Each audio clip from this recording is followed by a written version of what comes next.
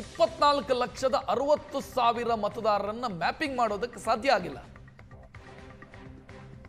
So ಇದು ಅನುಮಾನಕ್ಕೆ ಕಾರಣ ಆಗ್ತಾ ಇದೆ. ಇಷ್ಟು ದಿನ ಇಲ್ಲಿ ನಡೀತಾ ಇದ್ದಂಥ ವೋಟಿಂಗ್ ಪ್ರಕ್ರಿಯೆಯ ಬಗ್ಗೆ, ರಾಜಧಾನಿ ಬೆಂಗಳೂರಲ್ಲಿ ನಡೀತಾ ಇದ್ದಂಥ ಮತದಾನದ ಪ್ರಕ್ರಿಯೆ ಬಗ್ಗೆನೇ ಅನುಮಾನಗಳು ಮೂಡ್ತಾ ಇದೆ. ಮ್ಯಾಪಿಂಗ್ ಮಾಡೋದಕ್ಕೆ ಸಾಧ್ಯ ಆಗಿಲ್ಲ ಅಂತಂದ್ರೆ ಒಂದೋ ಎರಡೆರಡು ಕಡೆ ವೋಟರ್ ಐ ಡಿಯನ್ನು ಹೊಂದಿದ್ದಾರೆ, ಎರಡೆರಡು ರಾಜ್ಯದಲ್ಲೂ ಹೊಂದಿರುವಂಥ ಸಾಧ್ಯತೆಗಳಿದ್ದಾವೆ, ವಲಸಿಗರು. ಸೊ ಇದೆಲ್ಲವೂ ಕೂಡ ಅನುಮಾನಕ್ಕೆ ಕಾರಣ ಆಗ್ತಾ ಇರೋದು. ಯಾವ್ಯಾವ ಕ್ಷೇತ್ರದಲ್ಲಿ ಎಷ್ಟೆಷ್ಟು ಜನರನ್ನ ಮ್ಯಾಪಿಂಗ್ ಮಾಡೋದಕ್ಕೆ ಸಾಧ್ಯ ಆಗಿಲ್ಲ ಅನ್ನೋದನ್ನು ಗಮನಿಸ್ತಾ ಇದ್ದೀರಿ. ಯಾವ ಕ್ಷೇತ್ರ ಎಷ್ಟೆಷ್ಟು ನಂಬರು ಸ್ಕ್ರೀನಲ್ಲಿ ನೋಡ್ತಾ ಇದ್ದೀರಿ. ಹೆಚ್ಚಿನ ಡೀಟೇಲ್ ಇಡೋದಕ್ಕೆ ಮಾರುತೇಶ್ ರೆಡಿ ಇದ್ದಾರೆ. ಮಾರುತೇಶ್, ಪ್ರತಿ ಬಾರಿ ನಾವು ಮತದಾನದ ಸಂದರ್ಭದಲ್ಲಿ ಒಂದು ಅಂಕಿಅಂಶವನ್ನು ಗಮನಿಸಿದ್ರೆ ಬೆಂಗಳೂರಲ್ಲಿ ಅತಿ ಕಡಿಮೆ ಮತದಾನ ಆಗುತ್ತೆ. ಅದರಲ್ಲೂ ಕೆಲ ಕ್ಷೇತ್ರಗಳಲ್ಲಂತೂ 40 ಆಸುಪಾಸಲ್ಲಿ ಇರುತ್ತೆ, ಪರ್ಸೆಂಟೇಜ್ 40 ಆಸುಪಾಸಲ್ಲಿ ಇರುತ್ತೆ. ಹೆಬ್ಬಾಳ ಎಕ್ಸಾಂಪಲ್ ತೆಗೆದುಕೊಳ್ಬೇಕು ಅಂತಾದರೆ ಕಳೆದ ಬಾರಿ.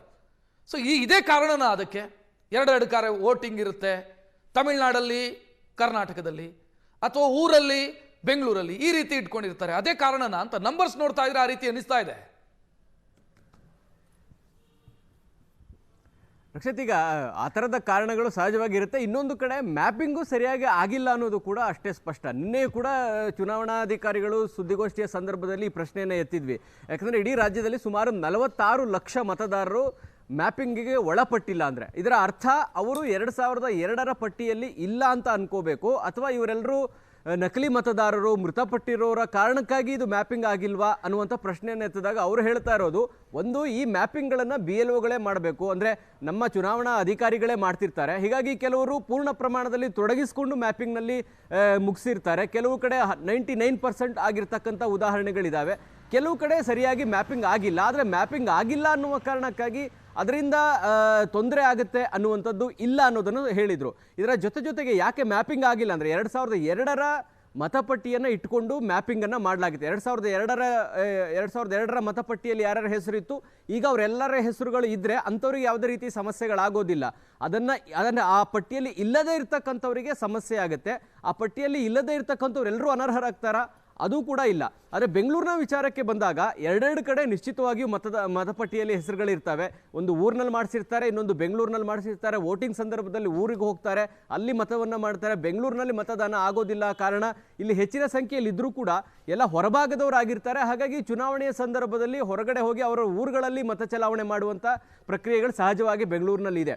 ಬೆಂಗಳೂರಿನಲ್ಲಿ ಮ್ಯಾಪಿಂಗು ಕೂಡ ಸರಿಯಾಗಿ ಆಗಿಲ್ಲ ಅನ್ನೋದರ ಅರ್ಥ, ಒಂದು, BLOಗಳು ಸರಿಯಾಗಿ ಕೆಲಸ ಮಾಡಿಲ್ಲ ಅನ್ನೋದು ಒಂದು. ಇನ್ನೊಂದು, ಅನರ್ಹ ಮತದಾರರ ಸಂಖ್ಯೆಯು ಕೂಡ ಬೆಂಗಳೂರಿನ ವ್ಯಾಪ್ತಿಯಲ್ಲಿ ದೊಡ್ಡದಿದೆ. ಯಾಕೆಂದರೆ ಹೆಚ್ಚಿನ ಸಂಖ್ಯೆಯಲ್ಲಿ ವಲಸಿಗರು ಬಂದಿರತಕ್ಕಂಥದ್ದು ಬೆಂಗಳೂರಿನ ಪ್ರದೇಶಕ್ಕೆ. ಆ ಕಾರಣಕ್ಕಾಗಿ ಬೆಂಗಳೂರಿನಲ್ಲಿ ಒಂದು ವೇಳೆ ಮತಪಟ್ಟಿ ಪರಿಷ್ಕರಣೆಯ ಅಂತಿಮ ಮತಪಟ್ಟಿ ಘೋಷಣೆ ಆದಾಗ ಬಹುತೇಕ ಬೆಂಗಳೂರಿನಲ್ಲಿ ಹೆಚ್ಚು ಮತದಾರರು ಕೈ ಬಿಡುವಂಥ ಸಾಧ್ಯತೆಗಳಿದೆ. ಕಾರಣ ಅದು ವಲಸಿಗರು ಅನ್ನುವ ಕಾರಣಕ್ಕಾಗಿಯೂ ಆಗಿರುತ್ತೆ, ಅಥವಾ ಡೂಪ್ಲಿಕೇಟ್ ಅನ್ನುವ ಕಾರಣಕ್ಕಾಗಿಯೂ ಕೂಡ ಆಗಿರುವಂಥ ಸಾಧ್ಯತೆಗಳು ಜಾಸ್ತಿ ಇದೆ. ನಿನ್ನೆ ಚುನಾವಣಾಧಿಕಾರಿಗಳು ಭಾಳ ಸ್ಪಷ್ಟವಾಗಿ ಹೇಳಿದ್ದಾರೆ, ಮ್ಯಾಪಿಂಗ್ ಆಗಿಲ್ಲ ಅನ್ನುವ ಕಾರಣಕ್ಕಾಗಿ ಅವರೆಲ್ಲರೂ ಅನರ್ಹ ಅಂತ ನಾವು ಕನ್ಸಿಡರ್ ಮಾಡೋಕ್ಕಾಗಲ್ಲ. ಹಾಗಾಗಿ SIRಗೆ ಮನೆಗೆ ಬಂದಾಗ ಆ ಸಂದರ್ಭದಲ್ಲಿ ಮಾಹಿತಿಯನ್ನು ಒದಗಿಸಿ, ದಾಖಲೆಗಳನ್ನು ನೀಡಿ, ಅಂತಿಮವಾಗಿ ಡ್ರಾಫ್ಟನ್ನು ಪ್ರಕಟ ಮಾಡಿದ ಮೇಲೆ ನಾವು ಯಾರ್ಯಾರು ಸರಿಯಾಗಿ ದಾಖಲೆಗಳನ್ನು ಒದಗಿಸಿರೋಲ್ಲ ಅಥವಾ ದಾಖಲೆಗಳು ಸರಿಯಾಗಿರೋದಿಲ್ಲ ಅಂಥವರಿಗೆ ನೋಟಿಸ್ ಕೊಡ್ತೀವಿ. ಅಂಥ ಸಂದರ್ಭದಲ್ಲಿ ದಾಖಲೆಗಳನ್ನು ಒದಗಿಸಿ ಮತಪಟ್ಟಿಯಲ್ಲಿ ನಿಮ್ಮ ಹೆಸರನ್ನು ಉಳಿಯುವಂತೆ ಮಾಡ್ಕೊಳ್ಳಿ. ಇಲ್ಲದೇ ಇದ್ರೆ ಯಾವುದೇ ಕಾರಣಕ್ಕೂ ಮತಪಟ್ಟಿಯಲ್ಲಿ, ಅಂದರೆ ಸರಿಯಾಗಿ ದಾಖಲೆ ಒದಗಿಸದೇ ಇದ್ರೆ ಮತಪಟ್ಟಿಯಲ್ಲಿ ನಿಮ್ಮ ಹೆಸರು ಇರೋದಿಲ್ಲ ಅನ್ನೋದನ್ನು ಬಹಳ ಸ್ಪಷ್ಟವಾಗಿ ನಿನ್ನೆ ಚುನಾವಣಾಧಿಕಾರಿಗಳು ಹೇಳಿದ್ದಾರೆ. ಹಾಗಾಗಿ ಮ್ಯಾಪಿಂಗ್ಗೂ ಮತ್ತು SIRಗೂ ಅಂತ ದೊಡ್ಡ ಮಟ್ಟದ ವ್ಯತ್ಯಾಸವನ್ನು ನಾವು ಗಮನಿಸಲಿಕ್ಕೆ ಸಾಧ್ಯ ಇಲ್ಲ. ಆದರೆ ಮ್ಯಾಪಿಂಗ್ ಸಂದರ್ಭದಲ್ಲಿ ಆಗಿರ್ತಕ್ಕಂಥ ಬೆಂಗಳೂರಿನ ಪರ್ಸೆಂಟೇಜ್ ಗಮನಿಸಿದ್ರೆ ಪೂರ್ಣ ಪ್ರಮಾಣದಲ್ಲಿ ಆಗ್ತಾ ಇಲ್ಲ ಅನ್ನೋದರ ಹಿಂದೆ ಹೆಚ್ಚು ವಲಸಿಗರು ಇದ್ದಾರೆ ಮತ್ತು ಡೂಪ್ಲಿಕೇಟ್ ವೋಟರ್ಸ್ಗಳು ಹೆಚ್ಚು ಇದ್ದಾರೆ ಅನ್ನೋದರ ಒಂದು ಹಿಂಟ್ ಕೂಡ ಸಿಗಂತೆ ಕಾಣಿಸ್ತಾ ಇದೆ. ರಕ್ಷಿತ್, ಥ್ಯಾಂಕ್ ಯು ಮಾರುತೇಶ್ ಮಾಹಿತಿಗೆ. ರಾಜ್ಯ ಸಚಿವ ಸಂಪುಟ ವಿಸ್ತರಣೆಗೆ ಮುಹೂರ್ತ ಫಿಕ್ಸ್ ಆಗುವಂತ ಸಾಧ್ಯತೆಗಳಿದ್ದಾವೆ. ಯಾಕಂತಂದ್ರೆ DK ಶಿವಕುಮಾರ್ ನಿನ್ನೆ ಮಾತನಾಡೋ ವೇಳೆ ಇದರ ಸುಳಿವು ಬಿಟ್ಟು ಕೊಟ್ಟಿದ್ದಾರೆ. ಜುಲೈ 3ರ ಬಳಿಕ ಸಂಪುಟ ವಿಸ್ತರಣೆಯಾಗೋ ಸಾಧ್ಯತೆ ಇದೆ ಅಂತ. 2ನೇ ತಾರೀಕು ಒಂದು ಕ್ಯಾಬಿನೆಟ್ ಮೀಟಿಂಗ್ ಇದೆ. ಸಂಪುಟ ವಿಸ್ತರಣೆಯ ಸುಳಿವನ್ನ DK ಶಿವಕುಮಾರ್ ಕೊಟ್ಟಿದ್ದಾರೆ. ನನಗೆ ಯಾವುದಕ್ಕೂ ಒಂದು ದಿನ ಹಾಳು ಮಾಡಬೇಕು ಅನ್ನೋದಿಲ್ಲ. ಯಾವ್ದ್ಯಾವುದು ಯಾವಾಗ ಆಗಬೇಕೋ ಅದನ್ನ ಕಾಲ ನಿರ್ಧಾರ ಮಾಡುತ್ತೆ ಅಂತ DKಶಿ ಮಾತನಾಡಿದರು.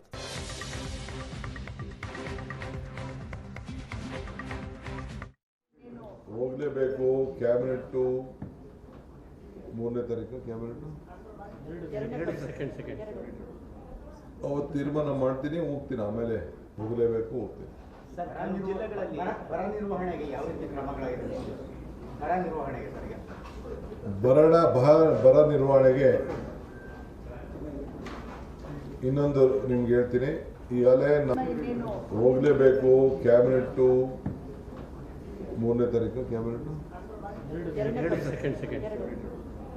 ಅವತ್ತು ತೀರ್ಮಾನ ಮಾಡ್ತೀನಿ, ಹೋಗ್ತೀನಿ. ಆಮೇಲೆ ಹೋಗಲೇಬೇಕು, ಹೋಗ್ತೀನಿ. ಬರ ನಿರ್ವಹಣೆಗೆ ಯಾವ ರೀತಿ ಕ್ರಮಗಳಾಗಿದೆ? ಬರ ನಿರ್ವಹಣೆಗೆ ಬರ ನಿರ್ವಹಣೆಗೆ